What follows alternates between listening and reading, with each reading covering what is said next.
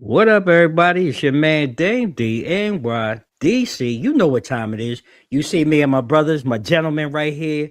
It's two mics up, man. You know that thing right there, right up there behind me. Two mics up. We down here. We rocking Tuesday night. Look, we got a lot to talk about. We really got right, Cliff. Because I'm with you. I'm excited. We got a lot to talk about tonight, man. We had the Super Bowl, or lack thereof a Super Bowl. You know, like Sam and I was talking behind scenes. I think it was the buildup or the angst or the anxiety of Bad Bunny and his performance coming out. We're gonna talk about that tonight, man. We're gonna talk about culinary, food and our heritage. We're gonna talk about generational anthems. We're gonna get into, is a degree worth it or not anymore in today's age? So much more. You know, I hope y'all are settling in. Get your drinks, get your cups, tap into the conversation. Let us know where you're joining us from tonight. Look, we finally here in the Northeast and the Mid Atlantic. We starting to break out of this cold weather. I swear, I saw Noah's Yeah. Ark going down. Yeah, yo, it's crazy out here today. But before I continue, I want to start first and foremost by saying that tonight's show is being sponsored by our friends over at Tico Rico Hot Sauce. I mean, look, spicy has never, ever in your life taste so good. Go ahead and get yourself a trio of that Tico Rico Hot Sauce, man. It's amazing. Sam, you shake your head. I know you went out and bought Oh the yeah. product. Hey Man. look. I had to order me another bundle because I went through all 3 bottles. So I was like, That's let me what I'm go ahead talking and about. snag one more. That's what I'm So talking support the about. brand, definitely. That's right. Support the brand, man. Support the culture. We really getting into it tonight. Like I said, let us know where you're joining us from in the comments, in the chat, and we'll go ahead and we'll tag you in. But before we get started, gentlemen, I want to start, right where we were, behind scenes, talking about, Super Bowl 60. We saw the Seahawks and the Patriots go at it. A rematch of a tightly contested Super Bowl not too long ago. And I'm going to start, Sam. I'll start up top here on my right. Uh, Yeah. Give us your take on what we saw on Sunday night. Well, I mean, what we saw Sunday was an excellent kicker, and a battle of 2 defenses at the end of the day. Um, when I was thinking about it, I was like, and especially from the Patriots point of view, Mhm. I was like, do they even deserve to be here right now? Because like, let's be Mm. clear, when they were in the AFC Championship, I think the biggest factor there, because you had like Mhm. the number 1 and number 2 defense in the AFC, the only biggest factor there was that Bo Nix wasn't available. Mhm. So like, I'm really thinking in my head, like, what would have been the outcome if Sean Payton didn't have to sit here and rely on somebody who only had like 1 snap, My man the whole Stidham. doggone season. And before that, he haven't even played in like almost 4 years or something like that. Right. Um, but yeah, I I kind of had the mindset. I knew it was going to be a low scoring game. I mean, they did open it up like the second half, and I know that probably excited people and everything.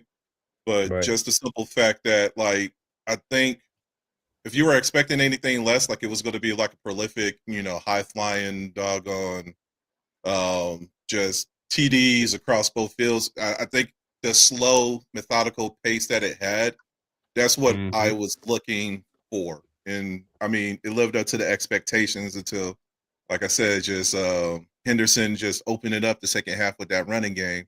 That was the other saving grace for Seattle too. So Yeah.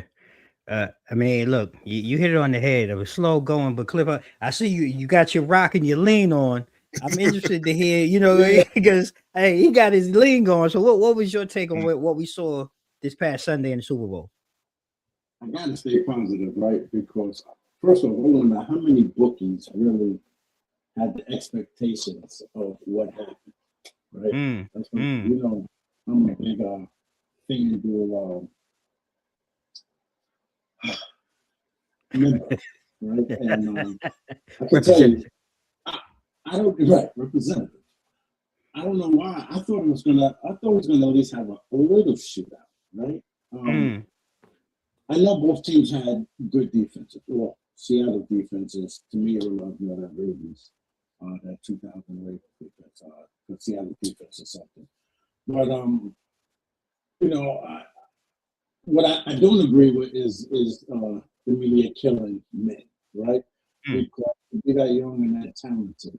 When you get to that type of game, you really are relying on your coaches, your team, people that have been there before, to release the cobwebs off. But he just, in the beginning, he just looked shook. Right.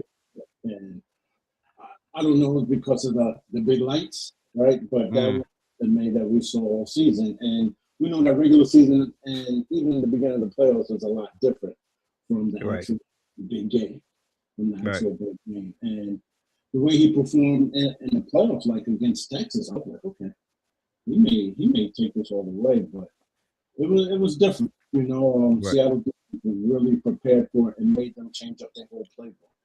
And I don't think they was prepared for it when I saw it.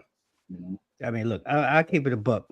And Sam, early on in the preseason and leading up, before the new year, we have been going, on the Tuesday night blitz, and we kind of talked about it. I mean, Sam damn Donald, right? I mean, sheesh. Yep. I mean, can't call him Cinderella shoe. It fits in everything, man. I mean, 2 years in a row. He's grown from last year. I know Minnesota's kicking themselves in the ass over this one. Oh, they punching air right now. Let's be clear. They ain't kicking themselves. Yeah. They were swinging in dead air all season. So all season. So now to watch him take that next step, I don't care what the first 5 or 6 years of his career may have looked like, but these last two, and now taking home the chip, he's a champion. You can't take anything away from him now. And now the only thing is that you hope that you see this continued growth in him. And, does Seattle really come back next year? And are they able to repeat? That's the first thing. I think on the New England side, I think quietly, you and I saying we were both very it was unclear. I don't think it was unclear, but they're very optimistic. Like just watching them and understanding the type of schedule that they played, you have to play the teams in front of you, and they won. The Bo Nix thing, I mean, freakish way to not end up in the Super Bowl. But New England took that victory. And I agree with what Cliff just said. I just think, it was too much. That Seattle defense was too much, and they shriveled up under the lights. I just don't think they were prepared. And really, the announcer said it early on in the game. New England's going to have to stop Seattle's running game. That was the focus. And Walker ran up and down the field all night long. Sam Darnold missed a couple of deep passes early, but once they settled in with the kick game, like you said, they really kind of settled in, and there really wasn't much competition. It was, like I said, where I was at, it turned into more of a social event, and it became what we're getting ready to talk about now. Really, after looking at the score, Before we continue, I do remember at the beginning of the season, when we were going over conferences and divisions and everything. Yes. And we were talking about the NFC West. I heard you right here, but I don't really feel that Sam Darnoldness, you know what I'm saying, as far as that ownership. Because it wasn't there. You know what I'm saying?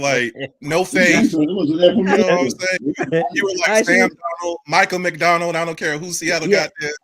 You know what I'm saying? Sam like an elephant.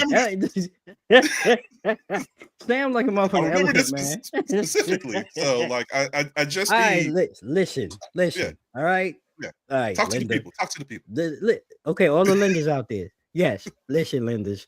No, I don't. I was not high, and I'm still not high on Sam Darnold, but I will eat my words and say that I have to be. I was wrong in my statements on his capability, and one being a quarterback in prime time. I was incorrect in his capability of leading a team to not only a championship, not the NFC, but also a Super Bowl. And he did what he was. And somebody said, and I don't want to say this because it wasn't Trent Dilfer-esque. he actually had a little more involvement than managing the game. He actually was a participant in this. So I was incorrect, Sarge. I was incorrect early on. Thank you. Lenders, I was incorrect, and I stand corrected by my brother. Yes, I did. So Sam Darnold, my hats off to you. Congratulations to you and the Seattle Superhawks for taking home the championship this year. But as I was saying, and I don't know about you guys, it seemed like towards that end of the first half, going into halftime, it did really become more of a thing of what was, Bad Bunny's halftime show going to look like. And Cliff, I'm interested to hear from you. Kicking this in your face and saying it all already. What was your take, or what was your thought, or what are your Um, feelings on that? well, the $1 million scenery was nice. Mm-hmm. The set, the Yeah. performance set was nice. Yep. Myself, I mean, I'm not bilingual. I wish I was. All right, Mm-hmm. but if I was bilingual, I think my money would be on a whole nother level, right? But Right. I'm not bilingual. I couldn't understand what he was saying.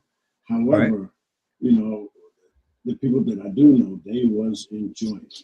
You know what I mean? Mm-hmm. And then I don't know how true, the rumors are what the FCC is saying about, the lyrics had a whole bunch of curse words in it. And I mean, they really taking this to a whole nother level.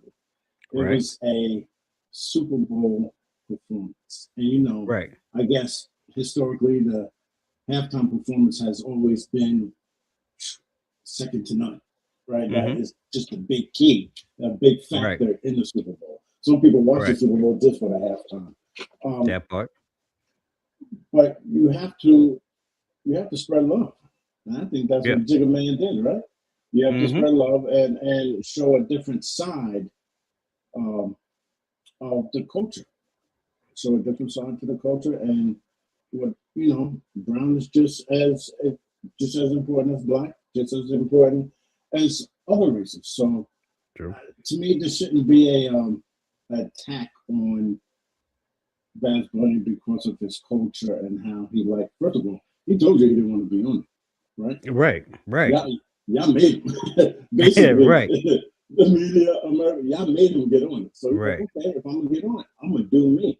But I tell you what, the culture loved him. Yeah. The culture Yeah. loved him. Everything he was saying, everybody was excited. You know what I'm saying? So I could just go over. I think it was dope how they gave the Grammy to the young kid So that got that the was the chain thing by video. Ice. Yeah, yeah, Yeah. that was Mm-hmm. dope how he so loved to even think about a situation like that and then to broadcast it out. I think that's what probably had some important people in America not happy. But you have to. What I've seen in these halftime shows, the past 3-4 Super Bowls, you really have the acts is really expressing itself. Yeah. Yeah. And what they can't say verbally in public, they're showing it Mm-hmm. in their music. You know what I mean? Yeah, I think that's a great man. I think it's great opportunity for him to be able to use that platform to do that. And like you say, referencing Jay, because not most, all of the acts that he has brought on since taking on this NFL initiative has been all acts of color. So that does say a lot. And I appreciate you bringing that up as well. And Sam, I see you. It looks like you have some intent on what you want to share. So please, bro, please share it. Well, I mean, Cliff touched on it a little bit, and I just want to add to it because you think of the previous Super Bowls with Kendrick, with Dre, with Usher, and at the end of each one, especially with Kendrick's, we were talking about Florida culture and everything, right? Mm-hmm. So it just becomes a little bit disturbing to see Bad Bunny perform and just some of the comments that were laid out because once again, it was for the culture. It may not be our culture, but it should be something that we should support. And at the end of the day, the people spoke anyway because it had like 135 million Yep. views, or people were watching at that time, whether good or bad, because all publicity is good publicity nowadays. Facts. So Facts. it was received one way or another, whether people wanted to sit here and talk about it or sit here and actually enjoy it. Like, I understood some of it, not all. And I was sitting there with my one good knee and one good hip and two raggedy ankles, getting up and enjoying myself.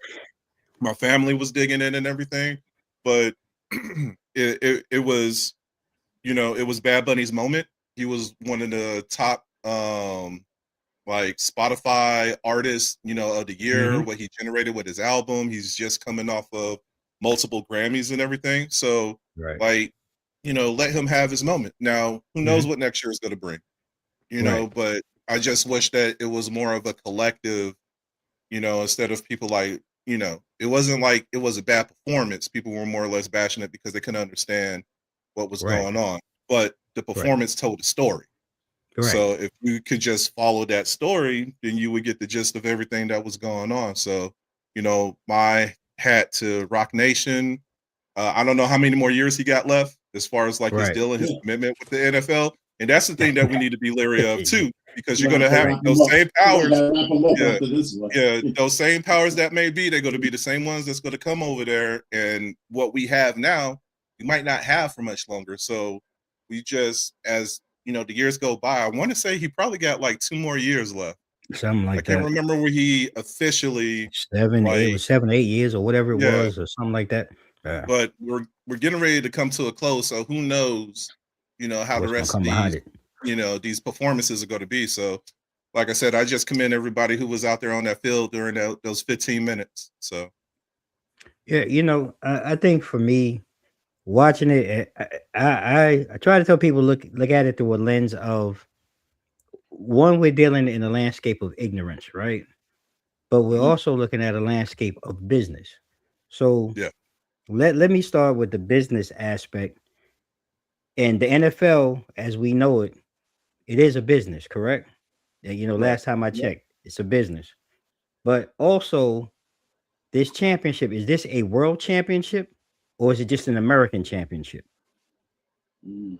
Right? And to Yeah, me, you're selling this as a global sport now, right? Because when we look at the yeah. NFL as a business model, you are Mhm. in Brazil, you are in England, you are they're going to Australia next year, you know, Mexico. Mexico, right? So, Yeah, from a business standpoint, why not partner with, like you just said, Sam? This guy is, if one of the, if not the most influential and biggest international pop stars who hmm happens to be Latino to right, come to the Super Bowl and perform. This wasn't for right. America. And this is where I think a lot of Americans have to get out of their feelings about what they think that they own. Because you always want to take, and this is just me, I'm on a soapbox for a moment. We as Americans, we always want to take from everybody else, but we never want Yeah, to give.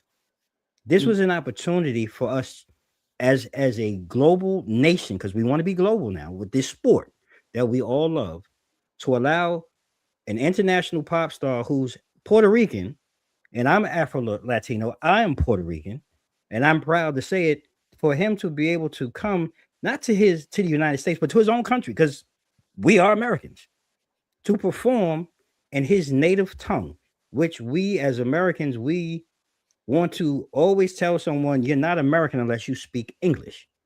But yet we yeah, have 7 states that we annexed from Central America. We are the second largest country that speaks Spanish. So make it make sense when you're trying to tell these people to go home. So yeah, just understand, you know, get out of your, this is not about MAGA. This is not about politics. This is about human beings in a business. Roger Goodell, the NFL, made a business decision with this man to put on a show. The show that he, and the story that he told was incredible. You know, from, you know, the young child that you talked about that he gave the Grammy to the woman that he had in the bodega who still is alive. That woman is a real person. She owns the oldest supper club, the oldest Puerto Rican Latin supper club in Brooklyn to this day. It's still open. It's the only one. When yeah, they showed people I was at work listening to, man, why is this dude climbing up on light poles? Okay, well, in storms in Puerto Rico, they have no power.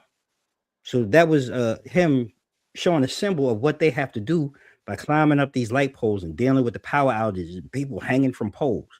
The young kids sleeping on the couch with the football. That's how we party in Caribbean households. Kids fall asleep wherever they lay down. That's where you get down.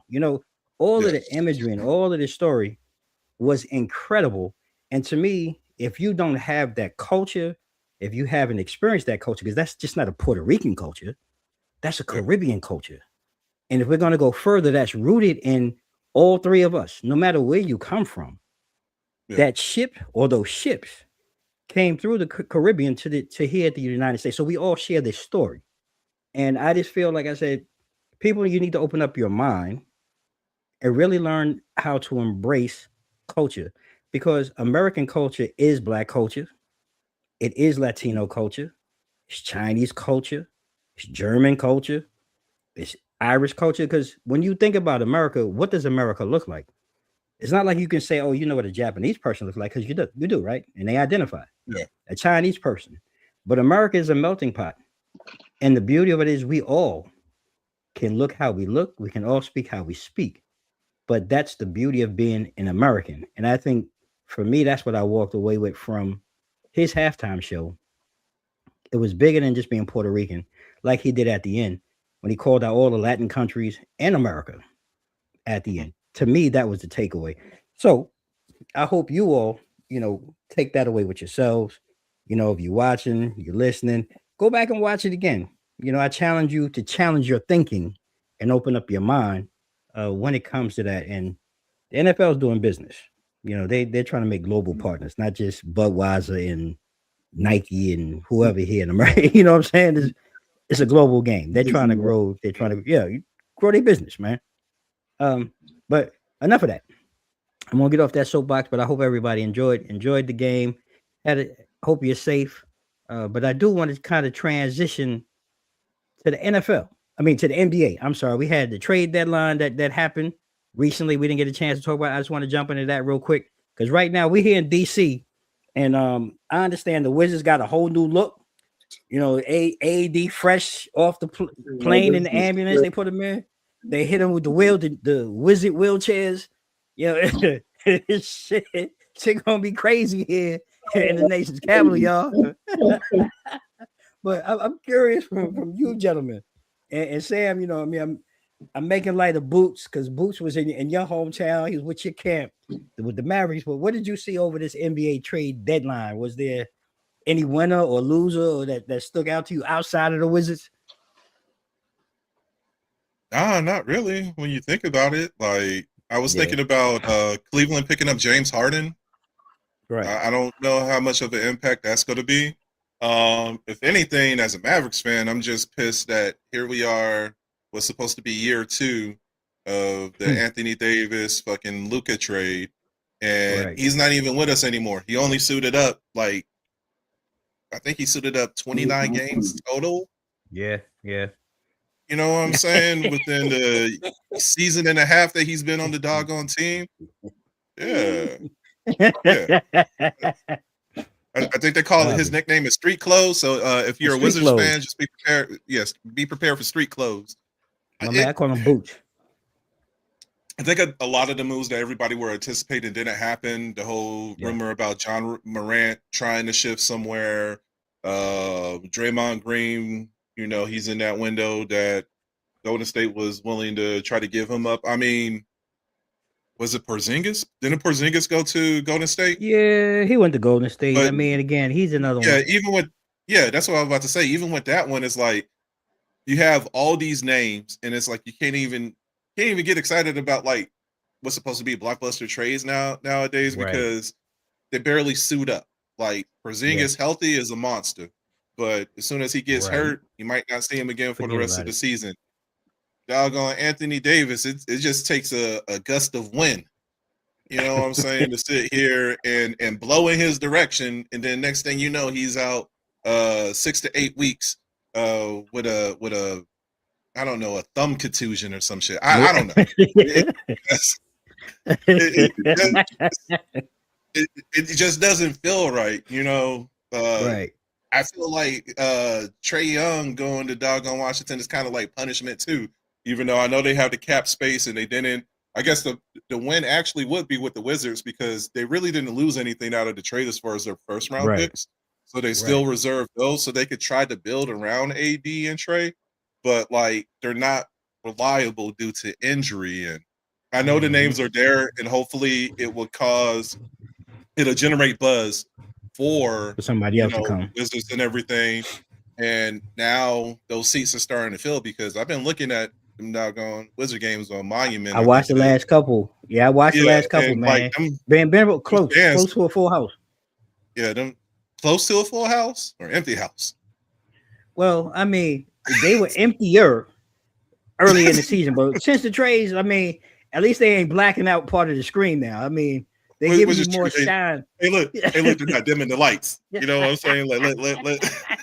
Hey, look, I was at the Knicks game. I was at the Knicks game last Tuesday, and everybody was blue and orange. You would have thought we was in the garden. You wouldn't know Madison Square Garden. I couldn't believe it.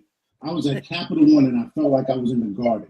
Jalen Brunson was on the free throw line, and they were screaming MVP, and the whole arena was screaming MVP. Jalen Brunson. Hey, Cliff, them tickets were probably like $2. You know what I'm saying? I sat on the floor almost for $29.99. That's what I'm saying. Hey, look. They probably had that. They probably had that Virginia Breeze trip that go up to New York and trickle on. Hey, that bus fare was more expensive than the goddamn tickets. Yo, for real. That was crazy. I've never seen nothing like that before. Crazy. When the opposing team is getting more love than the home team. Wow. The next day, everything switched up. They don't pay $1 million for broken legs just for the name. Because something had to change. But speaking of that, I'll let you close it out, Cliff. Like anybody else you feel like any other winner or loser that happened, during the NBA trade deadline? That Golden State, Porzingis going to Golden State, that would have been relevant if Jimmy Butler wouldn't have got hurt. Right? I think that probably would have did something for them. Charlotte, I like what Charlotte's doing. Yeah, they made some moves. They made a couple more. Even the Jazz, I was impressed how they got Jaren Jackson Jr. Yeah, man. So I think. Go ahead, I'm sorry. Yeah, I think that's a no. Go ahead, man. I think that's a good one to watch. Not for this year though. I think that's a next year setup. Because I think he's probably the most underrated all-star to actually get traded outside of James Harden. And like you said, so I like that. I think the Jazz are really going to look to do something next year because you took the words out of my mouth. That was my go-to, but go ahead. I'm sorry. And then, my team, I'm glad we got Jose because I used to watch him when he was on New Orleans. Like his defense is crazy. He's frustrating point guard. He's frustrating point guard, especially when Deuce is going to be out. Deuce is going to be out for a while, so I was kind of glad that they got him. So could fulfill that space while Deuce is out. But to Sam's point, any blockbusters?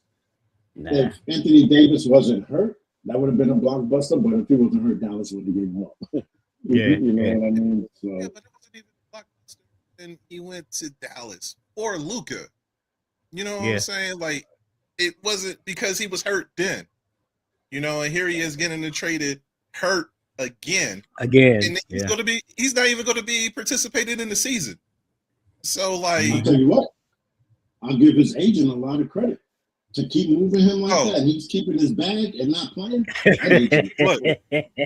Look, that's Rich Paul. Rich Paul was out here sending empty threat. Well, not empty because he's traded, but sending threats over there to Dallas. Like, yo, my man's want to bounce. Get him out of there.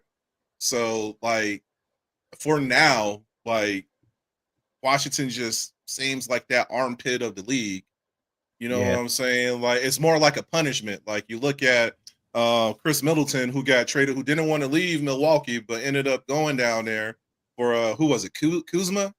Something like that. Yeah, and now he's in Dallas. We'll see how he'll sit there and, with the rebuilding with Cooper Flag and hopefully post All-Star break, Kyrie come back. So at least you got a little strength there. So that might be the only positive outlook with him being, I don't even know how that's going to work because they probably have to move him to like a 2 or something like that. Probably. But I can see some benefits with that, but everything else is just like I can't, and I see what a lot of, and maybe because I don't know, I'm not a sports, I don't want to say enthusiast, but not one of these sportscasters for the NBA. But a lot of people are gassing up this trade with Trey and AD being on the same team together over there in Washington. But I can't get into it just knowing the plague of injuries that's been, especially with AD, that's been going on for like the past 10, 11 seasons. Even when he was with the Pelicans, like you can't sit here and I can't get motivated off of something like that. Yeah, I can't either, man. Like you gentlemen both said, I think there wasn't much buzz. I think the James Harden thing was, again, we probably the top of the list under for me. Jaren Jackson going to the Jazz, but I'm not impressed with Harden going to the Cavs. I actually think it makes them worse. I thought they gave up too much to let Darius Garland go. You got two pounding ground guys in Donovan Mitchell and James Harden. And again, James always seems to make it work during the regular season, but I'm waiting for him to shrivel up like a hot dog under the lights in the playoffs. So I don't really think it helps them in the long run. I actually think now it opens up the door, for the Knicks. And really, we got to find our fire because Detroit has been kicking our ass for five. They got like a 5-game winning streak on us during the regular season. But it's still a challenge in the playoffs. But we got to find a way to get past Cade and those young boys, man. They really come out hard, man, when they play us. So it's going to be interesting to see. And I'm with you, Cliff. I'm not mad with the Alvarado deal, but when we gave up Gershon to Chicago, we gave up size and depth. And I would have liked to have gotten maybe a swing guy, maybe a 2-3 or a guy that can play the 3-4 if we're going to give up that size because we still had Josh Hart. I know Deuce was out. I think we could have made it work, but I'm not totally mad. I agree with you. Jose Alvarado, he's a dog. And he just gives us some depth in the backcourt. So it'll be good to see, what transpires as the NBA season continues on. And it's been great debating, just kind of getting our feet wet, ladies and gentlemen. I see people in the background, you can go ahead and drop your comments, questions. We're going to jump into really tonight's conversation, the actual debate. And I want to start at the top. When we talk about debating some things, and I think there's some things that kind of go, I guess, overlooked because it's part of everyday life. And one of them is really just like our cooking and our culture and our heritage and our health, right? And like I'm going to start, with you, Cliff, and ask you, like, reclaiming, our heritage or health. Like, how important, is that? And do you feel like, I guess, is there like a built-in conflict for us? When you're trying to celebrate, because we love the holidays, we celebrate with our traditional Black foods, right? But we're also in a state where we're trying to work towards, advocating for our own health, right? And health goals, especially in the Black community. And given that, like, how do you feel when it comes to those two? Like, is there a balance or what? Well, I'm glad you're asking the 49-year-old Cliff. You know what I mean? That question. As at this age, it is real important, right? Eating better, eating healthier is so important. At the same time, I want to support my peoples with, their new soul food restaurants or their their food trucks, right? The different type of food trucks that may not always be on the healthy side, but damn, it tastes good. Not good. Right?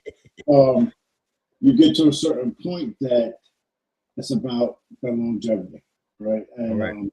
I'm a big advocate on that just because, from my background, the last experiences I've been through in the past few years with my folks and just my family getting older, eating healthy is very, very important, right?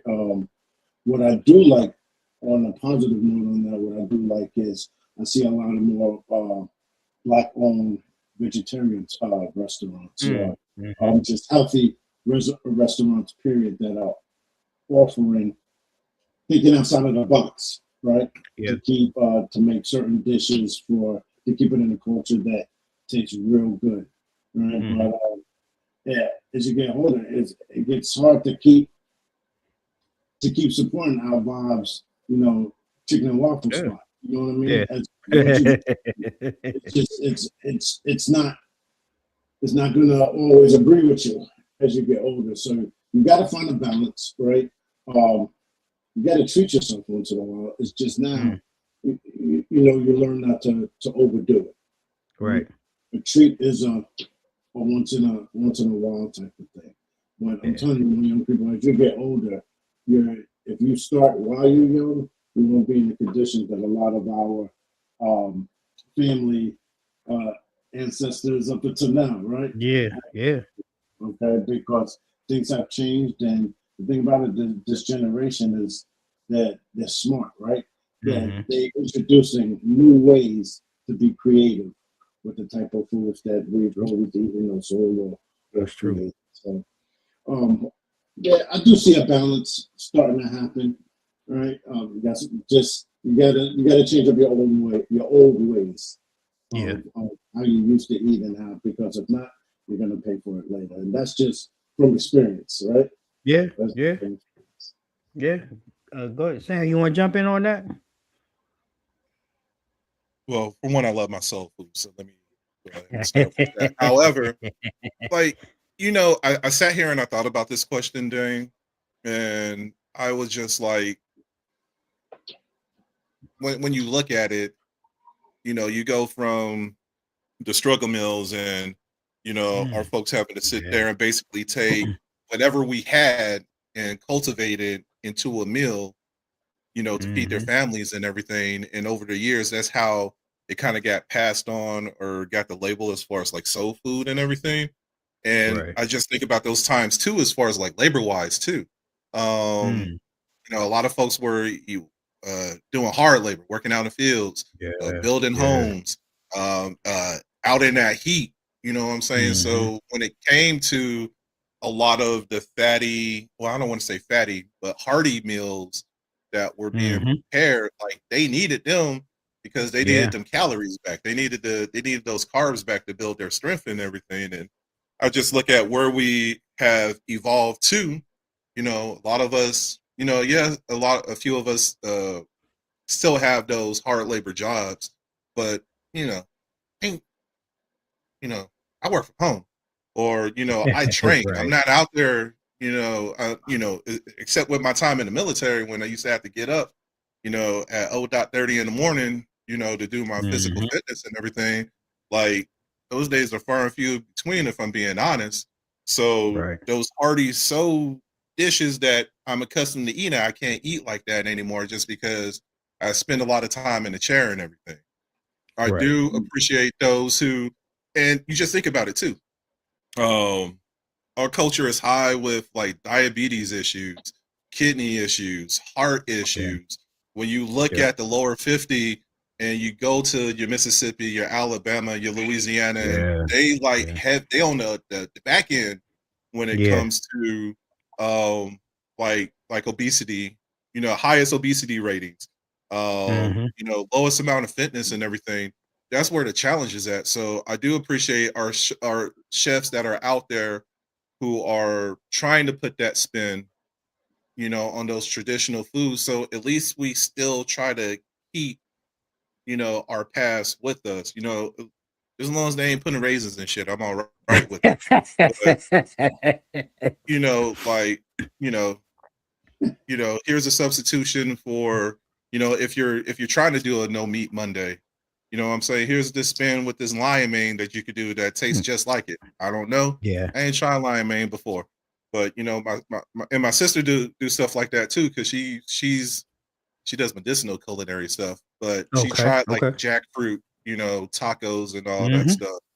When I Hmm. went to EDC last year, uh, they had like vegan trucks out there, and I'm gonna save the best for last. But the thing that we're going to in March, like they have food trucks that still celebrate our culture, but they have those Hmm. healthy options out there for people too. Okay. So I really Okay. feel like it's good to have that, variety out there. And, Yeah. we have to progress forward until we get, pulling the right. reins back. on some of the issues that we have within our own community as far as like with health and everything and wellness.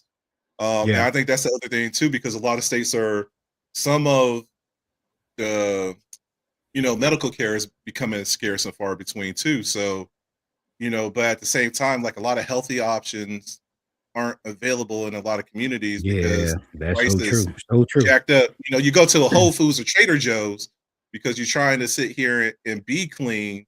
Yeah. It costs more than me grabbing a bag of chips or grabbing the Little Debbie's or anything like that. That's where the difficulty is at. Like, my grandma used to make a pound cake and my aunt makes it now too. But shit, it's like 3 cups of sugar. and we're over here straight talking diabetes. about diabetes. Yeah, exactly. Right. Straight diabetes. Pecan pies ain't nothing but syrup and sugar. You know what I'm saying? Man. You're literally baking syrup, sugar, and butter with a couple of eggs. You know what I'm saying? That's so it. and these are, like I agree with Cliff. Like, I like to dabble in it, but at the same time, like since I'm not active like I used to, like I have to watch, my hearty meals and these like, I don't mind a pot of collard greens, but like I don't do ham hocks and all that stuff in there. I might put like a smoked turkey leg or something in there nowadays because you still get that flavor, and I'm not taking away from it. And I know there might be some of y'all out there like, oh, you gotta get the real thing, but like I don't need the gout in my doggone in my big toe. Like you know what I'm saying? Nah, you never know. And like I think the other thing is like our lifespan is starting to shrink a whole lot more too. Yeah, it is. And I think that's what I'm concerned with too. Like, I don't think I hope I could be like my grandfather who lived in his 80s, but as time goes on, like that gap becomes smaller and smaller, and shrinking. Especially since we're on the other half of the spectrum too. When it comes to longevity, like you have to put those precautions in place. Yeah, listen, I think you both hit it. Like for me, just looking at it, like when we talk about like reclaiming, Black culinary traditions, if you will. I think there's a whole lot that really goes into that, right? And for me, it's not just sometimes like heritage versus health. It's heritage really evolving into health, I guess, if you will. Is one way to look at it, right? And one of the things we're talking about too, like, and I agree with both of you, but I think it's more about just working to reclaim the full story of that creativity, like you both talked about, like under oppression, making magic out of scraps, and building, like we really built our community around the table. And some of those dishes, like you said, Sam, they were high in fat, high in sodium, because people cook with what they had at the time. And it wasn't really about they didn't care about what they ate, but that's all that they really had. But if we evolve like into today, like we were talking about, like we know more about, the options we have and the responsibility for us to adopt those options, right? So the real power to me is really in preserving the flavor of the memory, right? And really using the techniques so our culture doesn't cost our lives and our blood pressure, to go up, right? So at the end of the day, I think heritage is the soul of everything. And we really want, to use that so we can pass down the recipes that we had and use the change, if you will, in culinary, backgrounds in our chefs to go ahead and make healthier options, like we're all talking about, for us to be successful and maybe trim down or reverse that cycle of that gap getting smaller and working to, increase that gap. So, work on our diabetes and our blood pressure and, the situation that, like you said, a lot of our friends and family in the deep South are dealing with. I think it's important. What you just said just brought it back some memories because of heritage, changing that, right? I remember being young and my grandfather would go down to North Carolina and go to a diner and he's getting scrapple. Yeah, man. No clue what scrapple was. But right. That's what he knew. As I got older, I had to understand that's what he knew because that's what he grew up on because that's all he had. You're right. That's all they had. They couldn't get the bacon part that you could. You couldn't get turkey bacon, right? Yeah, right. I mean, scraps. That's literally what they worked. That's what they worked and lived off of. Was those scraps, and it's unfortunate But like I say, we talked about. I think we're in a place now where we can evolve that. With the Yeah. culinary chefs that we have, the type of foods and different things that we have at our fingertips now to be able to make a conscious decision to do better. At least I'm not saying you got to go out and change your lifestyle tomorrow, but if you integrate small steps to eat different types of healthier foods, I think it goes a long way. Like saying, let's just change, let's reverse that gap. Let's get it back to where it was. Look, people living to 90, 100 years old instead of people. I mean, I hate to say it, people dropping dead at 35, 40 now. So it's just like it's a whole thing. And the next thing I want to throw out to you guys, because this is about like evolution, and we talk about oppression and debate these things, but let's talk about degrees, college degrees and things of that nature. In a world that's full of self-made billionaires now, and digital entrepreneurs, how do you guys feel about the traditional 4-year degree? Like, is it still necessary, or is it just really an outdated ticket, if you will, with really low or diminishing returns? And I'll toss that out to you, Sam. I'll start with you on that one. Damn. Waiting for you to say cliff name. All right. So I'll take this. I mean, I ain't got no choice to call my name. Mhm. I'm torn with this, right? And this is I've been in interviews. I've given interviews. I've had to sit in front of a panel to get interviewed. It really just depends. We see the direction that the world is moving to as far as technology. That's kind of been on the forefront for a while. Now AI is the new theme and everything. Do I need to Mhm. go to college for 4 years, to have some type of basis of what AI can do and how I could use this to my leverage? And the answer is no. Like, Mhm. you can Google offers certificates. You could go Yeah. through CompTIA and spend a couple of $100s, and it's not like you need a lot of certs to be in the tech field. You just need enough to get you by. So, do you understand coding? Do you understand how to come up with some type of analytical data? Like, that's kind of the premise, behind there. I just think about like a lot of college fairs that I would go to, and I would interview, you know, graduates or soon to be graduates and everything.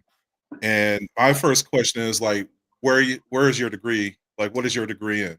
Because Mhm. I'm trying to mentally put them in a space, you know, with a business. Like, all right, so you got this and that, and there are certain degrees out there that I be looking at some of these kids like, this is what you're going to school for 4 years for, especially when Mm. you look. A lot of these degrees don't yield to the time that they spent and the dollar signs that go into Agreed. those 4 I agree years with or that. 5 years that they're in school. And I think for me, that's the bigger issue right there, is that, you over here wasting mom, dad money or putting yourself, because these student loans is a beast, especially after graduation and everything. And I don't want to put any particular degrees on blast, because there might be somebody out there with one of them, and I don't need you on my DM, but you know who you are. I'm gonna say that much. So, I mean, long answer, no. I know that there's a couple of schools that are out there.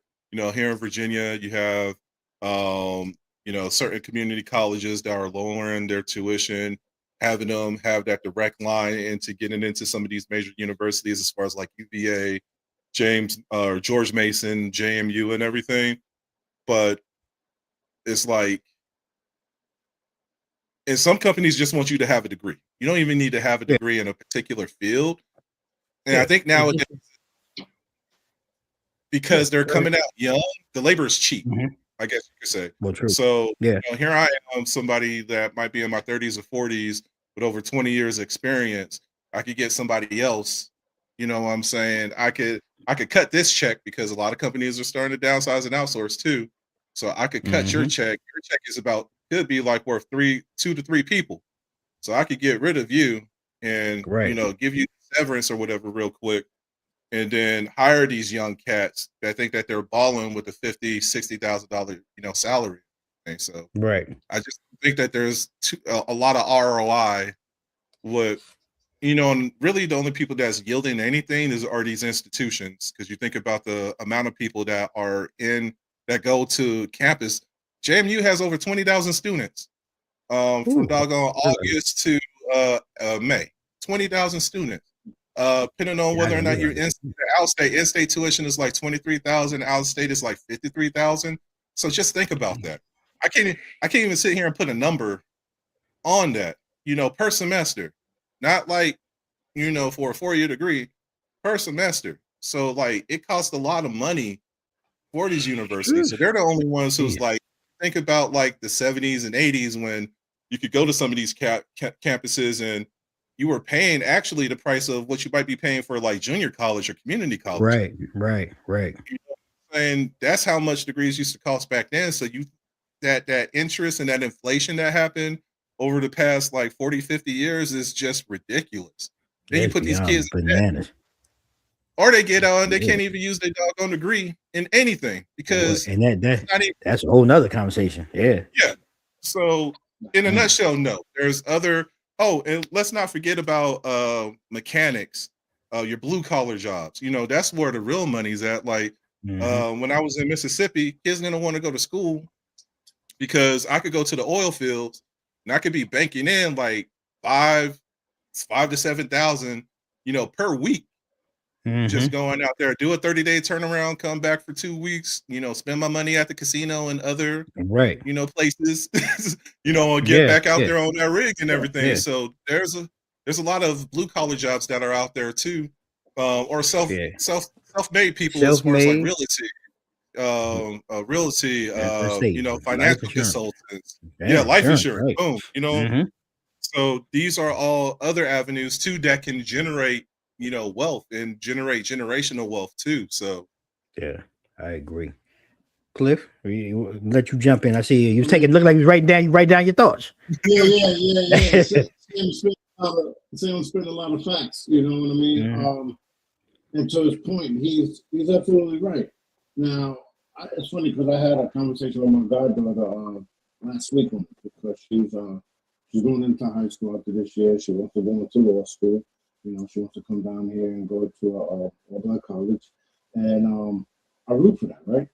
And so she asked me, what college did I go to? Well, my goddad went to Nassau Community College in Long Island, New York, and it's, you know, to get his associates, but made it about a year and a half. And then when I got into the cell phone world in the beginning, when it was really entering the scene of that, about to blow up. I started making the professors, right? So I chose another route. So what I told her is, you know, at that time I didn't go to college, so it took me a longer route to get to where I am today. And what I mean by that, as far as education, okay, if you're in a position, and this is just my opinion, if you're in a position that your parent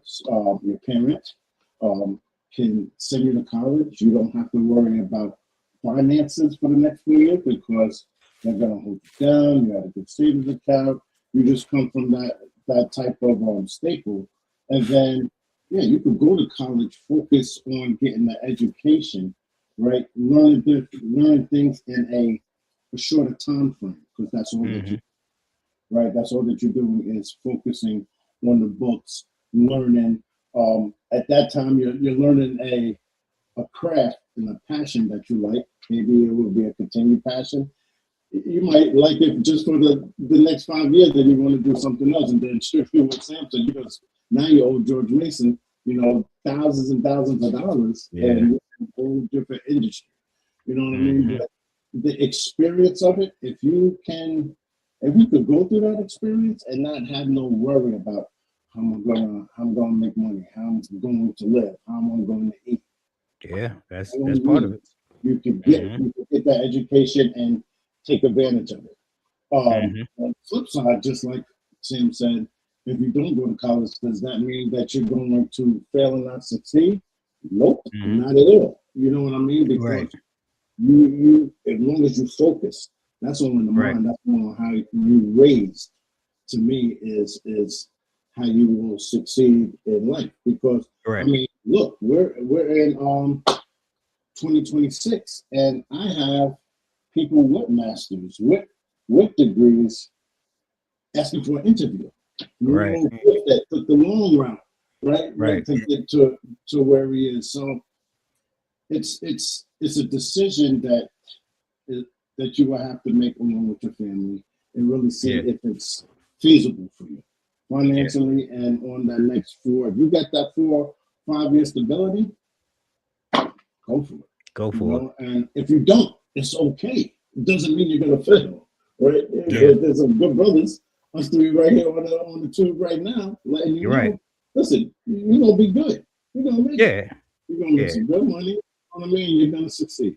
So my son, and listen, I put him on blast because of how proud I am of him, right? I mean, I'm that dad, right? I am Right. that Right. dad. Right off the anybody that knows me, I am that dad. He didn't want to go to a 4-year school. I said, okay, but you gotta learn something, right? You gotta Right. enhance that knowledge is power. So the way that he took it is through different jobs. He went to he's at Capital One. They had programs that he took advantage of that was for free. You know what I Yeah. mean? Right. Right. Right. Right. And it goes with that. So he got his financial literacy certificate and That's what's up. understands it flawlessly. And it's Mhm. something that's going to take him a long way, right? Mhm. He's that certified with different licenses in the financial service world. That's what Yeah. you need. That's exactly what you You need. know what I'm Yeah. saying? And Mm. that's what you need right That's now. what you need. Is what you need. Yeah. It's different ways to succeed. It is. It really Yeah. is. Like listening to both of you. I had to kind of rethink. My initial thought, but I really come to understand like a 4-year, it's not dead, right? A 4-year is not dead, but it's not the only ticket Right. anymore, right? Yeah. It's valuable if it's your lane and your plan, expensive and Mhm. outdated, if you're just going for the vibes, I guess, right? But if I really dig down into it, the game has changed. A college degree was that default get out of struggle card, if you will. Now it's one option on a much bigger board because things have changed from careers, medicine, engineering, law. You still need that traditional path. But for a lot of people, like what Cliff said, skills, proof of work, and networks are outrunning credentials. And you both touched on that. Now, Yeah. if you're going to invest, right, I think 4 years and tens of thousands of dollars, you need a strategy. What am I Mm. studying? How does it Yeah. connect to where I'm trying to go? What's my plan to turn this degree into opportunity, not just debt? And that's huge, right? And you Yeah. both said it like, you got trades and certifications and entrepreneurship. Digital skills are creating new lanes now that don't require a campus. The degree isn't obsolete, but walking in without it, without the intention is, I guess, if you will.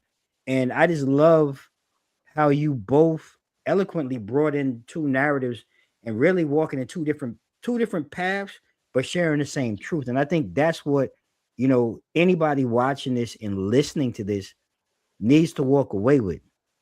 Weigh your options. It's not to say you shouldn't go to school, Yeah. but if school is not for you, like Cliff said, don't get yourself burdened down with a note that you may never ever be able to pay. Find a trade, like Sam said, find a vocation. If you have a skill with your hands, especially, or if you're a creative thinker or a creator that can create things, go a different route. Go online. Like Cliff said, I mean, I love that about his son. Knowing, and this is part of a parent too, knowing your kids too. Yeah. Knowing your kid, that ain't their strength. Like Facts. sometimes you might have to pull their coattail, like, look here, buddy. Uh that ain't for you. And save yourself the money and save yourself the headache.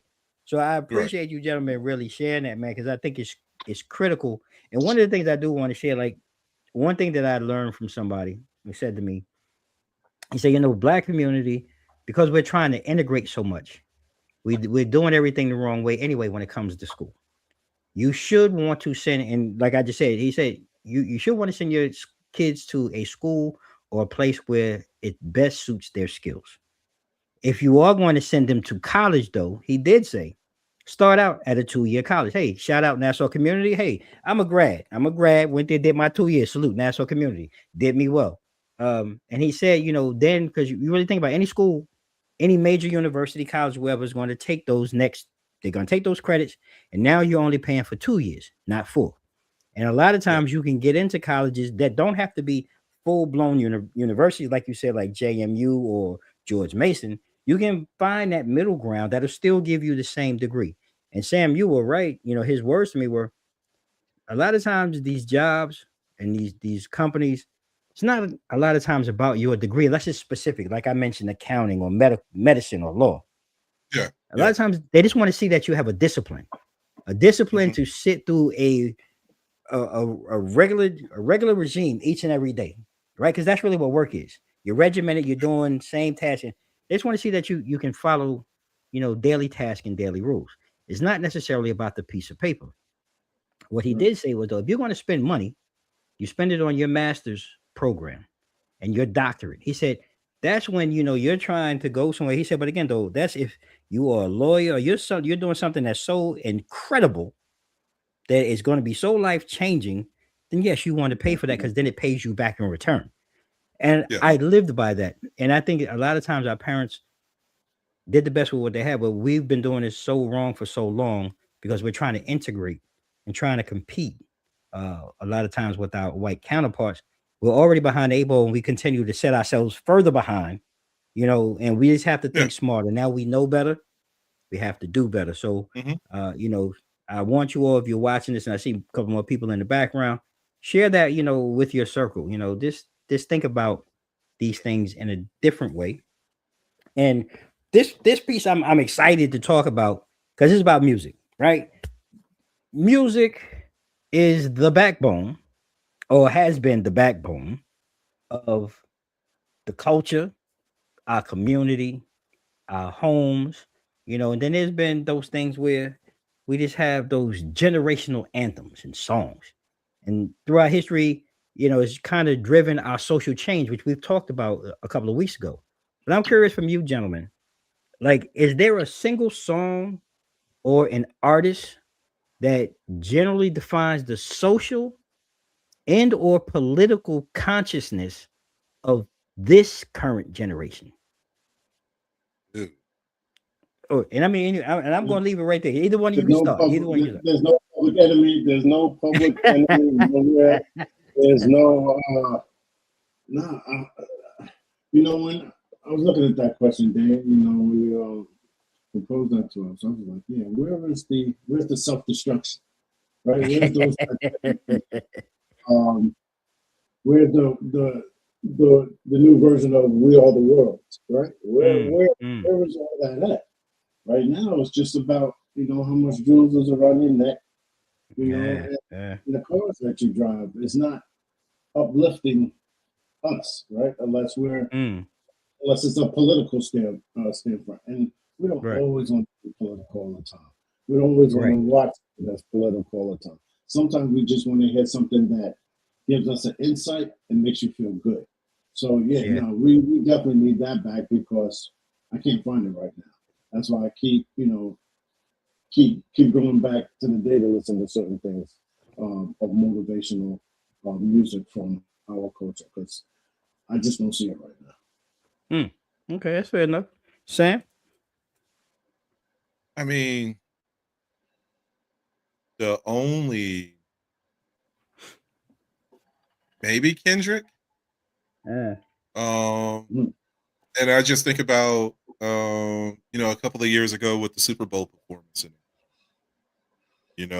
the message that was there because we still talk about equality and everything, and it's rough because I don't know if that was a GNX album, but I just remember it coming out and how people were talking about, oh, it's too woke, it's too political and everything. And like here you have this one voice speaking his mind and talking about the struggles, talking about our struggles, not only what we deal with on the outside, but as well as the inside too, within our own communities. And once again, you have people slandering it and pushing it down, but we could have 50 million of the same other artists with the same cadence and the same song, and these labels sitting here and just using our culture for their profit.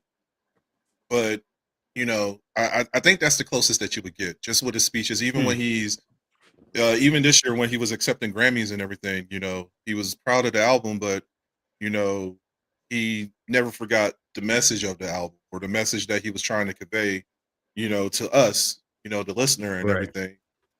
Just to be vocal, be vigilant, uplift each other. So right now, I would put Kendrick Lamar as far as like this generation, and there could be some other ones if there is anyone in the chat that might be a Right. couple of ticks younger than us. Yeah, in fact, you could have somebody. If there's anyone, because I'm pretty sure I'm missing them too, Sam. So you're right. Hey, put it in the chat. hey, Absolutely. hey. I mean, that's one of those things where, I sat there. Hey, okay, smart somebody. Thanks for joining with that one. I too I was like you guys. Like, I had a real difficult time trying to really tap in, like, to today's era, right? And I had to really sit back and think about what was going on and what I've seen from today's movement of young adults. And Sam, you hit it on the head. The first person I said was Kendrick, but then it became a thing. I think today's energy sits somewhere between Kendrick and Beyonce's global black excellence. Like that, it sits in there somewhere. It's not like one song. I think it's like a chorus of voices, if you will, calling out the system to claim their own worth. And I had to really feel like Cliff went into it. Like every generation wants that one song that's the moment for the era, right? But this era is too fragmented for like one single song because I think streaming changed everything. We talked about that before. People live in different musical universes now. You still feel like, people are like prioritizing like their mental health and trying to identify or redefine their identity while demanding their visibility. Right. Kendrick kind of speaks to that raw balance, and Beyonce represents like the power and the ownership and that unapologetic black identity on the world stage. Um, they help push that vulnerability, that sexual conversation, and it's to me, they create like this generational soundtrack, and that's where I kind of meshed in on that. And I think, that's where today's group really sits. And anybody in the audience watching this that may be young, if you agree, you don't, if you're watching this on the playback and you come across this part, like let us know in the comments, man, because that's where I kind of see, because I think we being a little bit older, we all identify generally with a song or a place or movement, like Public Enemy or whoever it be, wherever you were from where you were locally too. Because Sam, you grew up in Texas, so there may have been a different influence that may not be. It was different than moving the needle of what was happening in New York or California or whatever. But everywhere, right, is right. So, and it's not. And when I'm not, and I don't mean to speak for you, gentlemen, but I'm not saying that there has to be one unified person. But if you had one, let us know. Drop it in the chat because music is and has been, in my opinion, that thing that has always moved us culturally. We've always kind of walked lockstep. Whatever's going on in the world, generally there's been a sound or an energy that pulses with it. So let us know. And we'll go ahead and jump on that. And I want to move to a question that like it really came from thinking of both of you gentlemen and some of the things that we've already kind of talked about. And I think it's really a good conversation here in Black History Month as we continue to move forward. And it's really about, you know, wealth or success. Like what's really, in your opinion, like what's the hardest part? Is it a greater challenge in achieving financial success, and truly getting that bag like everybody talk about? Or is it really that discipline that it takes and the strategy to really keep the bag? And I'm curious to hear from you, gentlemen. And Cliff, I seem like I hit you with a punch the way you lean back in the chair. Yeah. Yeah, because I see you Yeah, really I think do too. you thinking on that one. I'm gonna start with you, brother. Um, I I mean, we shoot for wealth, right? We want to create Mm-hmm. generational wealth. Um, Success you could find early and still take you a very long time to hit that wealth, right? Mm-hmm.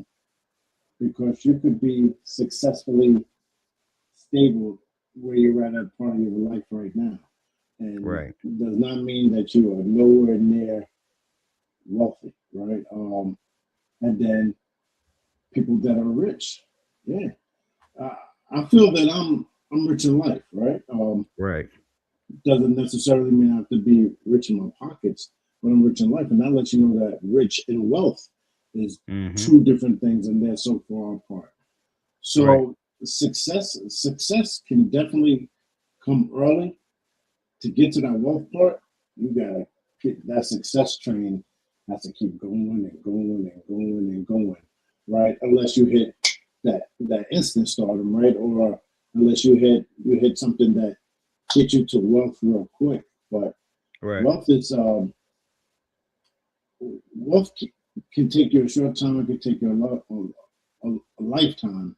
But Yeah. success you can hit early to sustain yourself, to Mm. keep you satisfied, right? It's just about Mm-hmm. how far you want to go. It's just Mm. about how far you want to go. I like that. I That was a like good that. question, though, Dave. That was a good Yeah. question. Sam. So I'm gonna start off with a quote, and it's everyone's chasing wealth, but few are studying the endurance. Mm. So when I say that, we're so quick to sit here, and even with media, TV shows, movies, and everything, it's all about getting the bag, right? Right. So it's easy for the culture sits here and they glamorize the acquisition of getting that wealth, but they never talk about the preservation. And I think that's where the kind of like the success at keeping it.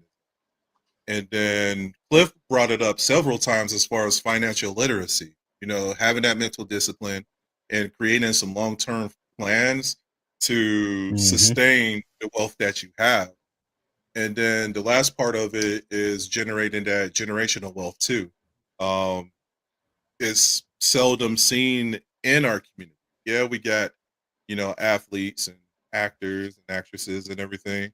But what about your own brand? What about your own Mm. LLC? What about, your own business and everything? What are and you we brought it up before, maybe a couple of podcasts back, like what are we leaving behind for the next generation? And I Mm-hmm. kind of feel like all of that is wrapped up into one. So Mm-hmm. that's kind of my stance on it. Like, I think the wealth That's powerful. is there and it's available for us to seize it. But what do we do once we get it? And you Mm. see a Mm. lot of times, whether it's clothing brands, whether it's your mom and pop shops or your restaurants and everything, like they build and they establish themselves, but it's just challenging for us to sustain it because and then you think Mm. about we're our own competitor too when it comes to some of these markets Sheesh. too. Yeah. Yeah. And you could Yeah. sit there, drown somebody out of business as well too. So it's Right. like then you start cutting corners. Start doing the shortcuts that wasn't making you profitable before, and then that's when you start Right. seeing that decline. And Yeah. then just as like I said, just as quick as you build that empire, now it comes crumbling down and everything Yeah. too. Just So like it's that. that self perseverance aspect of it that I think as a community we need to sit here and work on. Mm. Listen, man, this one right here was like I said, I thought about both of you and listening to both of you and your responses, man. It's really hard to follow up because you both. I mean, it's really hard because you both hit it, and I'm sitting here like in my mind, like all I can really say is from my perspective, and not to beat a dead horse, but you guys hit it on the head because a lot of people underestimate right? How many ways there are to lose money once you finally start making it, right? And Yeah. getting the bag requires that hustle that we hear everybody talk about, and you need to have some talent and a little opportunity. And a lot of times it's more about the opportunity, to really make things happen.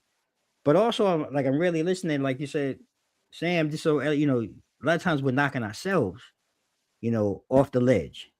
So keeping it, too, is also, about self-control, like you guys both said, financial literacy, smart investing, and really learning how to say no. And I can only speak for me, Mhm. as learning as a solopreneur, how to say no to things that feel good.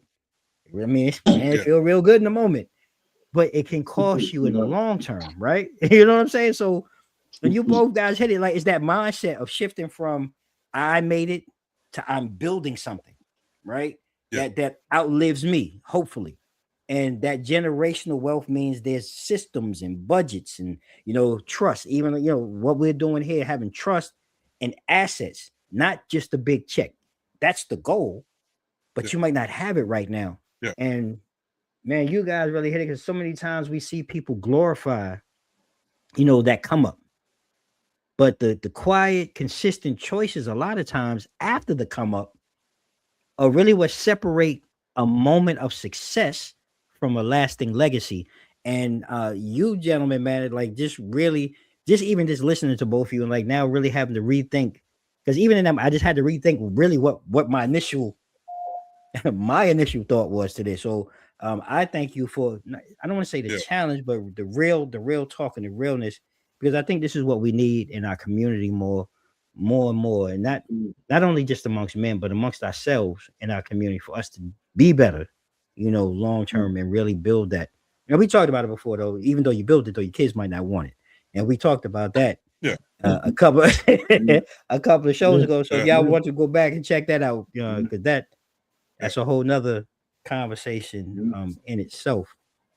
And there's one other thing that you guys kind of talked about briefly. Sam, I think you touched on it, about like platforms and creation, right? And mhm, there's that thing today where we have the content kings, the creators and their platforms, and especially like now what we're doing, podcasting, streaming. It's a full-blown era right now. And yeah, as creators, we're gaining more power through direct distribution, audience access, whether it be live or on a playback, streaming, audio style. I'm going to ask you though, are mega platforms, mhm, consolidating like the control of it and turning content producers into glorified, work for hire, employees, and because that's a side I think a lot of people don't see. And I know, Cliff, you have your own show that you also work with, with Sean and Chris with CSC podcast. So I want to start with you on that one. Like, how do you feel, about that, work for hire and really kind of being taken advantage of, if you will, now in this streaming era without owning your own distribution or not owning your own distribution? Yeah, I compare insurance or the financial services world, as you call it, to the music industry, right? Mm-hmm. Let's take a big label for an example, right? You're an entertainer, R&B singer, or you're a rapper. You get signed to a major label. That major label gives you an advance, right? You get an advance of $1 million. That $1 Right. million is not yours, right? That's Correct. that's basically a loan based off of Mm-hmm. your sales, right? You could go hot. Your album could just go on fire, depending on Right. what type of deal you sign. All right, even though you had a hot album, you still own that million. You didn't touch over that $1 million yet to see it. Yeah. Okay, Yep. now you hot right now. Your second album comes out. These labels give you another advance, another $1 million. Now you $2 million in the hole, and you're on your second album trying to make that hot to make some money, but that money's not coming to you. That's going to the company because you got that Yeah. $2 million loan now plus interest, Right. right? So that company is making money while you got the advance. And what do? We get advance, man. We're going to buy houses, our cars. We're not investing it to turn that million into 2 million, so I can take the $1 million that I True. owe, pay him back, and now True. I got my million. You're not thinking about that right off the top, right? Mm-hmm. But when you're on your own, when you're independent, now every dollar is coming to you whole, and then you're cutting it up, right? Mm-hmm. Than you're used to. I'd rather have 800,000 followers and ask each one of them for $1 to support my business. Mm-hmm. $800,000. Then to get advanced 800,000, and now I'm in debt. Now Yeah. that I'm Yeah. out. I'd rather climb up to that way, right? That's the main reason why I became into the broker world independent. That's why I started Mm-hmm. my own business, because when I was what you call a captive insurance agent, I mean, you're working for a company, you're getting the salaries, you're getting the 401ks and all, which is all great. So don't get me wrong. However, I was just getting a little piece of the pie and doing Mm-hmm. 100% of the work. Doing Right. 100% of the work. So I decided to sacrifice some things and bite the bullet and grind and hustle and put myself on a budget so I can get the bigger piece come home to me. Now I can set myself up, set my family up the way that I want to get you going. Now you see people that asking you how you want to do it. Now they want to join you. Now you're getting partners.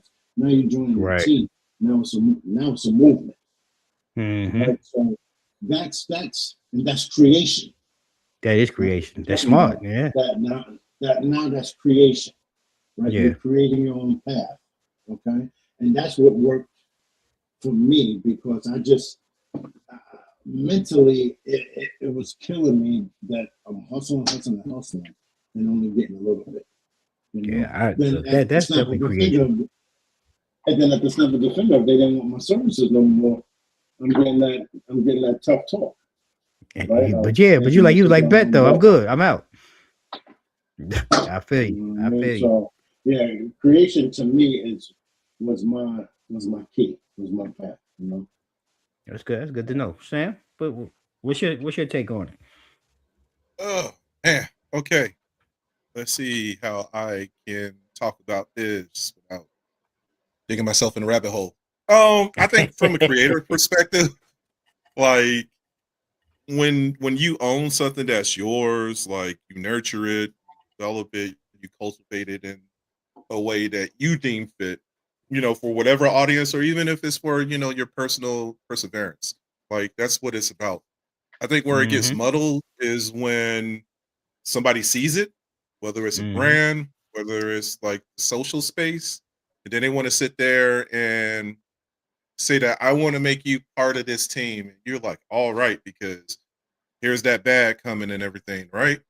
And Right. then now, basically, it's the name. It's like they want to take your name, your brand away from you, and just stick their name on top of it. So you kind of Right. lose. Preach, There's certain people preach. that lose that essence when it comes to it and everything. And Right. like somebody that comes to mind, or something that comes to mind is D. and Mero. Like I remember when they were on Viceland, and like Mm-hmm. how they're kind of like us right now, shooting the breeze, bringing up a couple of, topics and everything. They were able to talk their shit the way that they wanted to and everything, right? Right. But then I want to say like either year 3 or 4, they went from Viceland to Showtime. Mm-hmm. And once they made it to Showtime, and they head is like, oh, we got that big bag now, because now we're Right. moving to, a major network. We're not Right. on Viceland anymore. But once they got there, I guess they didn't realize how restricted they were going to Mm-hmm. be. Mm-hmm. So it's just like I said, like, Showtime just wanted the name because they wanted the viewership, to boost up. Right. And they saw how well they were doing over there on Viceland, because they were on like almost like 5 days a week. And my 5 years. family, we used to sit They here and was watch running them that show. all the time. Yeah, 5 days a Right. week, Right. sitting right here. Mm-hmm. And then I want to say they got the Showtime and went to like, we're going to do it 3 times a week. And it's like, now we're just going to do it on Monday and Friday, to do a Mm-hmm. recap. And then it was just like one day out of the week, like a Tuesday or something like that. Right. But I think like they just stripped them, they just stripped them of everything that they were known for. And then they just defunct. you know. Mhm. So I agree. I feel like Control. there's a lot of platforms that sit here and just absorb content because they know that they're going to get the views and they milk it out. Or even look at TikTok, how TikTok is sitting here and it's a lot of people bread and butter. I haven't dabbled in it yet, but I guess based off of views and clips and everything, people were generating enough revenue to keep their Right. families afloat and everything. And then TikTok came out with something a couple of months ago talking about how they were going to demonetize or decrease Mhm. the values, depending on views and Yep. everything. So Yep. like they really have it in a stronghold when a lot of this stuff used to just be for free too. You know Yeah. what I'm saying? As far as like us logging on and of course people would get paid based off their viewership and everything, but Right. you have major companies or rich people that's already rich absorbing some of these social platforms, Right. Right. and they're Just they're greedy anyway. So that's how they're mhm. sucking a lot of this up. And it sucks for the creator and it sucks for the viewer too, because now they get these stripped down things or, every once in a while, like I despise uh anything with betting because that's like the newest trend. And even And with a they lot of streamers yeah. and everything, like you'll see DraftKings or MGM Bet or something like that. And it's just like I don't even want to listen to what you have to say now because you over here marketing something, what I'm saying, that's pretty detrimental. Yeah. So it's like, Yeah. now you lost my interest in everything. So that's like I said, a lot of these platforms just got it in a chokehold and it takes away from the creator, So and what they have to offer and everything. so that leads me into because one of the other questions then really I mean this is like perfect to it. When you talk about these platforms and things like that, that kind of leads into like this the new ghetto rich narrative, right? And Hmm. has the media's glorification of the get rich story. Like you say, you talk about some of these shows and platforms that seem like instantly and overnight, they hit it, they're off and running. But does that really, sustainable, and has it really devalued, I guess the story has become, a thing where now it's boring to be disciplined and put in the work that's required for you to be able to obtain wealth, you know, and has Yeah, it really now made it less aspirational for people because now they just wanted this, all they looking for is that one time, right? yeah, So, yeah. and I think that really ties into this. And I'm curious because, like, I'm gonna let you speak to it, Sam. Like, how much Okay. further do we devolve into this, if you will? I mean, we're going to continue to devolve because now we're talking about fast money versus sustainable Mm, growth. mm, And like you said, and a lot of people in their blueprint is not about the future; it's about right now and what I could mm, get right now. mm-hmm, And the media mm-hmm, doesn't make it any better. We've been talking about it with some of these glitch schemes that happens, or some of our communities, to which I still don't understand when we talk about MLM, as far as the multi-level marketing mm-hmm, BS that's been mm-hmm. out for a while, and like how a lot of these companies sit here and go to already poverty-stricken um, areas or communities and everything and build this dream like I'm gonna show you how to make six figures in 3 weeks and give them this BS story. And now I want you to get six of your friends and tell them this same doggone story. You know, because Yeah, it's that about right bullshit. now. So when you Yeah. look at the process of like, don't nobody want to hear the slow success story. You know what I'm saying? Mm-hmm. Don't nobody want to hear like how you had humble beginnings and it may have taken you a few years to get to where you need to be, but now you're sustainable for you and your family, and it was hard work. Yeah. They don't want that now. It's like I want it now, or I'm in a Yeah. bind and like I need this now. Like I can't wait 5 years or whatnot. You know, I have I have some friends that look at me, because I'm retired. I still work and I train and Mhm. everything, and it's like, well, you know, I want to be like you, or I got some other folks in it that I get a text message like, hey, um let me know if you have a job out there that I could work from home too and go, go on company trips and all that shit. Mm. And I was just like, no, just for the simple fact that I have a skill set. Yeah, I have a skill set. I have a particular skill set. And it's that skill set that got me to where I'm at today. You didn't spend 25 years in the Army. You don't have not only the grit, but just, like we were talking about experience. Like, yeah, I got certificates and still working on my degree, but I have the work experience. I have the military training that they gave me throughout the course of my career. And that's where I'm at today. That's why I got hired. And even if I wasn't back in the military sector, the first job interview that I had, it was because of my experience, and they saw my resume and everything that was on there. So it was like, I have an ideal role for you. It's organic, and they built it around me. It wasn't me going into a company and having to conform to what they were about.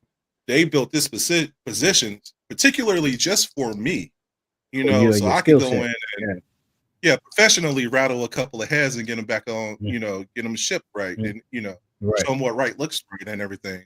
So, like, it's awful because, when we talk about those stories and, we sit here and we talk about what we had to do to get where we're at.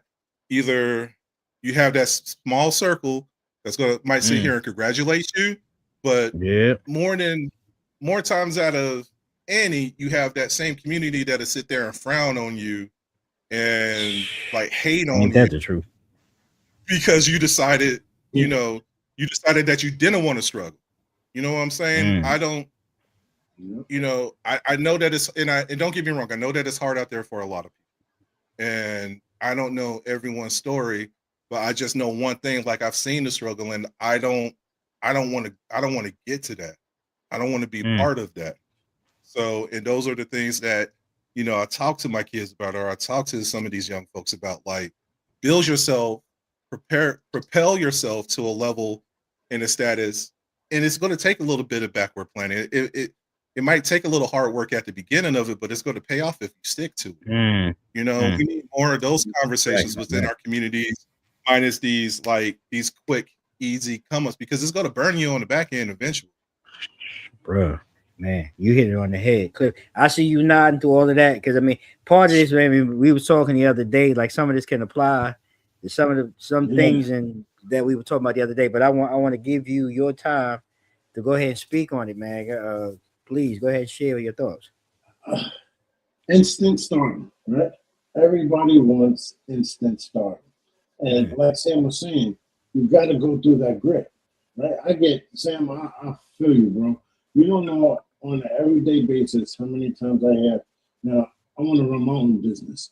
How are you able to do this? How are you able to just pick this day to take off? Or how are you able to take your work with you when you go travel, so you can stay where you at and not worry about coming home? I didn't just get up and it just didn't happen like that, right? I've been in sales for years, right? I pushed that retail grind. You know what I mean? I did those doubles in your malls and your retail brick and mortars. When I got into insurance, I didn't just have my own business, right? I was working 6-7 days a week. You know what I mean? I have my claim to fame. You know what my claim to fame was in insurance thing? My claim to fame was dealerships, right? Because it was fast moving, quick policies that I know I can make money on. I will go sit inside a dealership, and dealerships, sales reps, they have crazy hours. They do Monday through Sunday. Yeah. I went in there and sat in there with them. Their customers was my customers. They bought a car, they got insurance with them, right? Yep. I do that for a long time, every single day, right? Until I got to the point that, all right, it's a marathon and it's not a sprint, right? So I got to the point I was able now to start controlling my controls, right? I can pick and choose now what policies I want to take, how I want to do it, where I want to do it, what days I want to work. It didn't just happen overnight. Like they say, I had good success in insurance for the short stint that I'm in. I've just been in insurance for what, 8 years, but I've been in sales for 25 years, right? Right. Yeah. Sales is sales. It's just the product is always different. I don't care if it's insurance, cell phones, or you getting your chimney sweep, right? Right. You know what I Right. mean? It's Right. the customer service, and it's in you. You know what I mean? And so instant stardom, and does people understand where instant stardom comes from? It's not necessarily about just your pure skill, right? You had to get a connect from somewhere. Instant stardom, somehow, some way, 80% of the time is all on who you know. Yep. You know what I mean? Unless or being at the right place or the right time. But if you're not that individual, if you're not in that ratio that's going to get that instant stardom or that quick way to fame, yeah, you better strap on. You know what I mean? Put the pads on and get on that field because it's going to take practice. You know, you can't. One guy can always say, "Not a game, not a game." Yeah, that's practice. No, you got to practice. Not everybody's AI. You got to practice. You know what I mean? Yeah. That's why that word rare is so important. Rare means instant stardom, right? There's only a rare few can get to that bag so quickly, and the rest of us we grind and grit. You know what I mean? But it's how bad and how hungry you are that you want it. That's real. That's real talk. That's real talk. That's the difference, man. Hey, look. Yeah, I don't know about y'all, ladies and gentlemen, but I mean, I got my head standing up because these gentlemen are dropping some real talk. And like in my mind, I'm listening to both of them, but I'm playing it back in my head because I can apply a lot of what both of you were saying, you know, to that, and really to a lot of about what we discussed and got into a debate about, you know, tonight. It's been an amazing conversation as we get ready to close out the night. But you know, before we go, I always gotta allow you gentlemen to take a few moments. You know, I'll start with you, Sam. You know, anything you want to share, you want to talk about, anything you got coming up. I want to go ahead and let you jump on the mic, man, and take a moment. All right. So 22 in the wake up. And when I say about that, 22 in the wake up, I will be up in DC, or you can say Crystal City, for BlurCon 2026. It's going to be from the 6th through the 8th. I'll be going around checking out some of the vendor halls, from the vendor halls to some of the guests and everything. Two Mics Up got our media pass this year. So we'll be running around and digging in the weeds. As far as I know, as far as some of the guests that's going to be there, Reggie Noble, aka Redman, is going to be there. So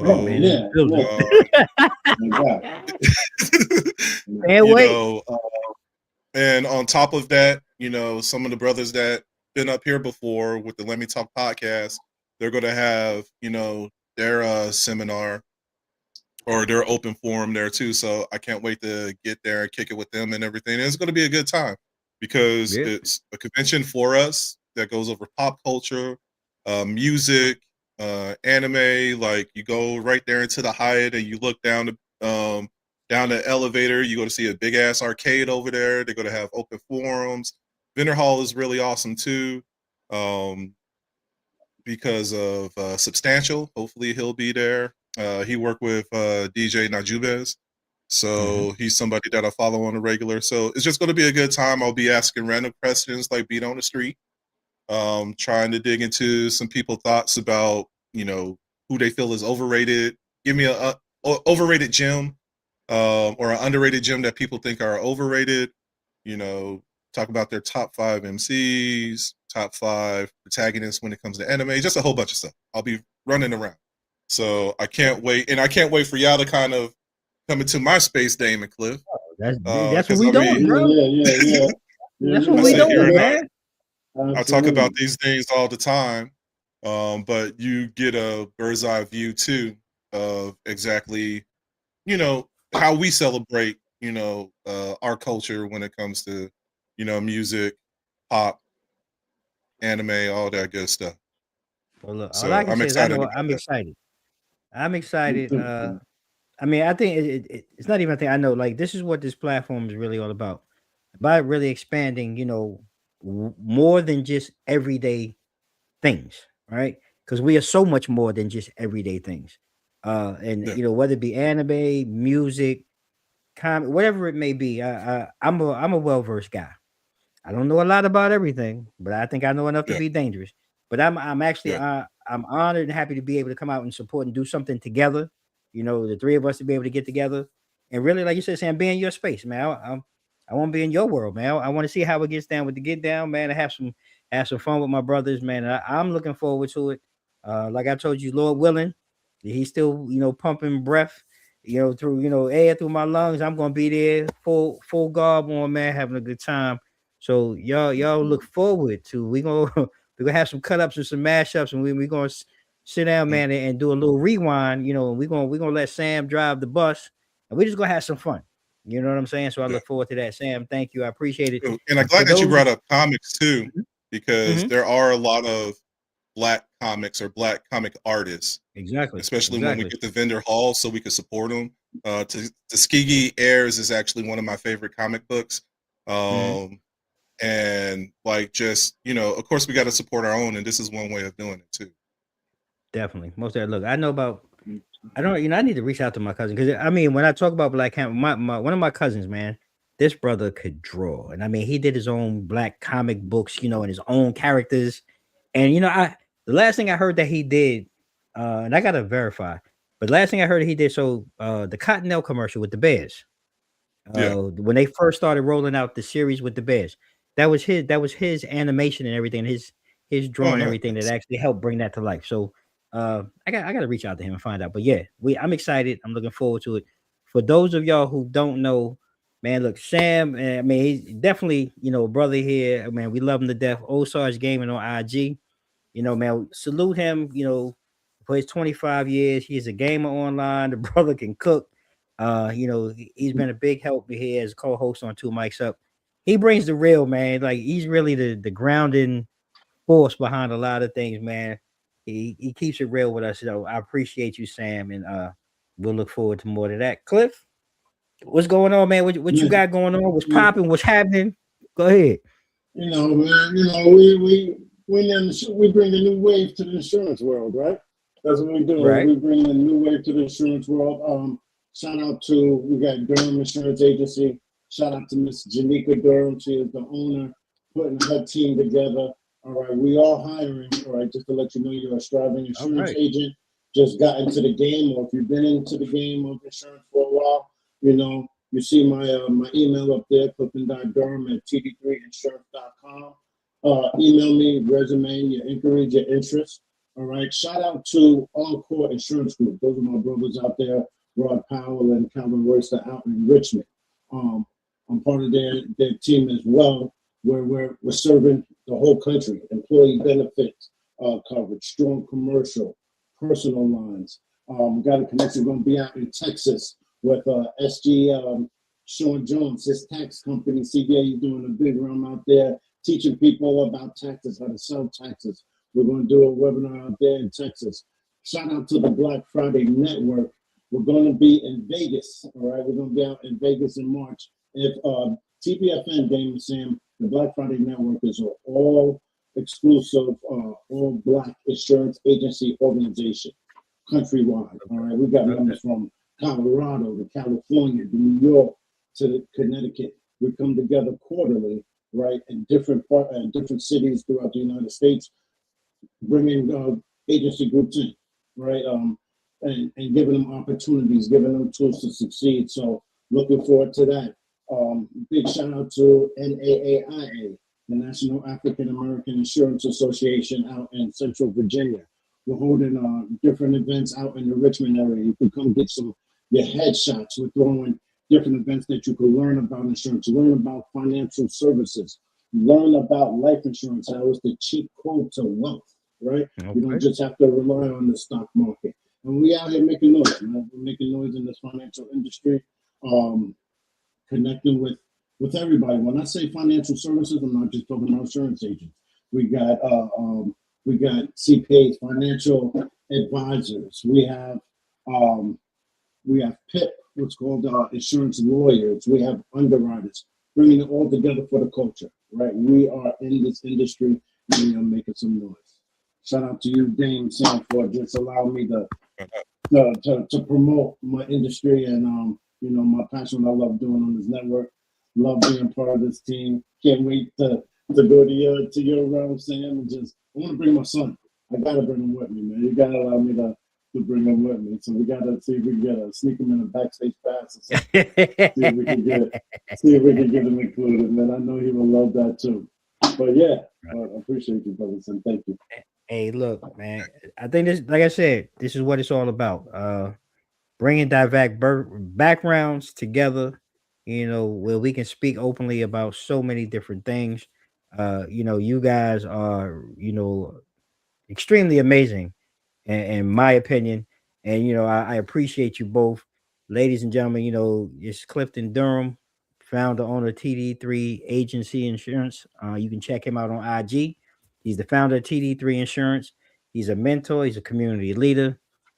Co-host here at Two Mics Up, man. Look, you want to talk business? If you ain't heard nothing, Cliff will go ahead and help you talk some business. He can go ahead and help point you in the right direction. Yeah, holding it down. You know what I'm saying? But that's what I applaud and I appreciate. My guys, as I like to say, man, my guys the shit. Like, I'm just gonna keep it real. My guys hold it down, man, and I appreciate them rocking with me each and every week. And look, before we close out of here, look, if you haven't done so already, I don't care if you still here in the background watching this live or you watching on the playback. Make sure you go over to www.2micsup.com. You go ahead, you like, you share, you follow, whatever it is you're going to do. You can also go over to our YouTube channel and our social media. You can do the same thing. And if you need that information, well, here it is. You can go ahead and go over to IG, Facebook, X, YouTube. It's all at 2 Mics Up. You can go ahead and hit us up online at www.2micsup.com. We a 4-time award-winning talk show. I'm looking to add the 5th one.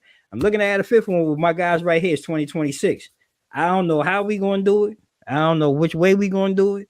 But some way God's going to go ahead and allow us to do it. And we're going to be out here doing things in the community. So y'all make sure y'all stay tuned. We're going to be really working on a lot of things. I got some things that I'm trying to fine tune.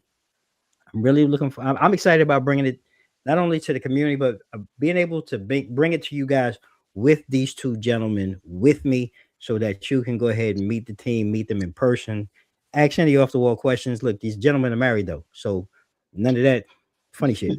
But but come out and ask some questions though. Come out and ask some questions, man. Hold it down and let's have some fun. Lastly, before I go, 2 things. Tomorrow night I'll be back. All new show. I'm going to be back with 3 former guests. These women are going to be talking about resilience, purpose, and empowerment. Dr. Shawnise Carter, Leann Herron, and Vanessa. They've all been here separately in their own shows, but I'm bringing them back tomorrow night together. I'm excited because these are 3 women that I've had the amazing pleasure to get to know, share their stories, and they're going to be with me tomorrow night. We're going to be talking about those three things, and I'm really looking forward to talking about that. And really now, I mean, we're going to close out tonight's conversation. Hey man, look, I'm trying, Cliff. Yeah, I'm trying, bro. I'm trying to bring this, man. People miss out on positivity, right? We know that we can be as negative and ratchet as hell, right? We know that. We that's the easy part. I don't care how you cut it. That's just part of our nature and part of our culture. So we can do that. But we're trying to bring some positivity, just a little bit, every now and then, because we got some ratchet shows coming up. But tonight's conversation really was about culture and the progress that really it don't always ride in the same lane. But we do have the power to steer them both. I don't care how you do it. You can just grab the wheel sometimes and steer. Whether it be from the kitchen to the classroom, from, that music beat to the bank account. We're all wrestling with legacies that define us. And, our futures, we're still shaping them. Now, whether it's reclaiming our plates, rethinking the price of education, or redefining what wealth and creativity means for our community, one thing is clear. The mic is never just a microphone. It is a mirror. So as long as you, go on and continue life, and when you leave here tonight, keep that reflection going. Keep questioning, keep building, and keep speaking up. Because at the end of the day, and at the end of your story, who we are and what we're becoming still needs two mics up.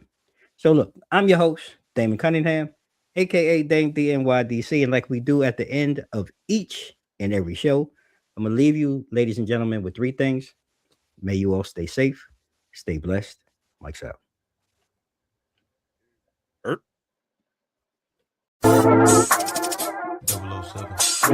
007.